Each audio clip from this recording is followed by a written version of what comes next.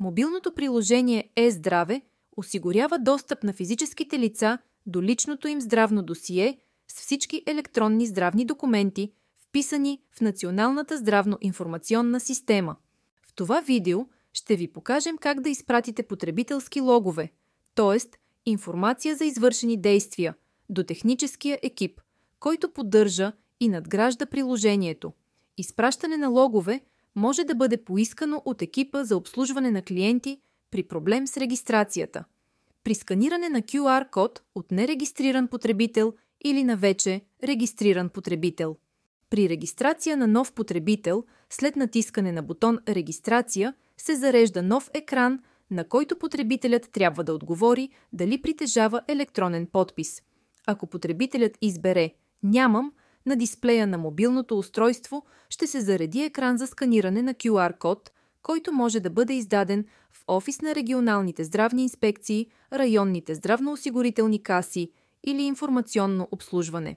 Ако потребителят притежава физически електронен подпис и е избрал този начин на регистрация, на екрана на мобилното му устройство се зареждат инструкции как да го добави на адрес MyHIS.bg.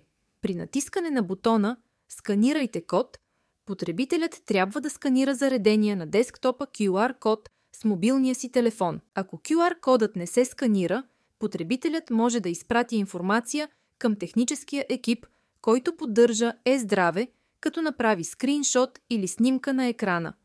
При повечето модели мобилни устройства, скриншот се прави с едновременно натискане на бутоните за увеличаване на звука и заключване на мобилното устройство. Ако тази комбинация не работи, потребителят трябва да следва инструкциите, посочени от производителя на устройството, за да направи скриншот. На екрана на мобилното устройство се зарежда съобщение «Сподели техническа информация», в което е обяснено каква информация ще сподели потребителят и как ще бъде използвана тя. За да изпрати информацията за анализ, потребителят трябва да избере «Сподели». На екрана на мобилното устройство ще се покажат възможните приложения, чрез които може да бъде споделен записа. Потребителят трябва да избере приложението за електронна поща, което използва на мобилното си устройство. Файлът с данните за техническата информация се прикачва автоматично. Имейлът на получателя, техническия екип, също е автоматично зареден. Единственото, което трябва да направи потребителят, е да изпрати имейла. След като анализира получените данни, техническият екип, който поддържа Е-здраве, ще се свърже с потребителя. Ако потребителят е вече регистриран и трябва да изпрати информация за логовете, от началния екран на приложението трябва да натисне инициалите си. Те се намират в кръг, в горния десен ъгъл на екрана. След това трябва да избере Настройки.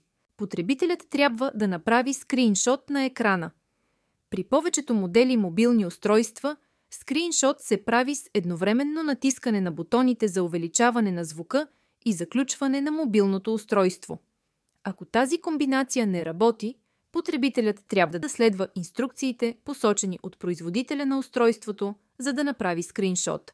На екрана на мобилното устройство се зарежда съобщение «Сподели техническа информация», в което е обяснено каква информация ще сподели потребителят и как ще бъде използвана тя. За да изпрати информацията за анализ, потребителят трябва да избере «Сподели». На екрана на мобилното устройство ще се покажат възможните приложения, чрез които може да бъде споделен записа. Потребителят трябва да избере приложението за електронна поща, което използва на мобилното си устройство. Файлът с данните за техническата информация се прикачва автоматично. Имейлът на получателя, техническия екип, също е автоматично зареден. Единственото, което трябва да направи потребителят, е да изпрати имейла. След като анализира получените данни, техническият екип, който поддържа Е-здраве, ще се свърже с потребителя. Изгледайте и останалите видеа от поредицата за мобилното приложение Е-здраве и се запознайте с всички негови функционалности.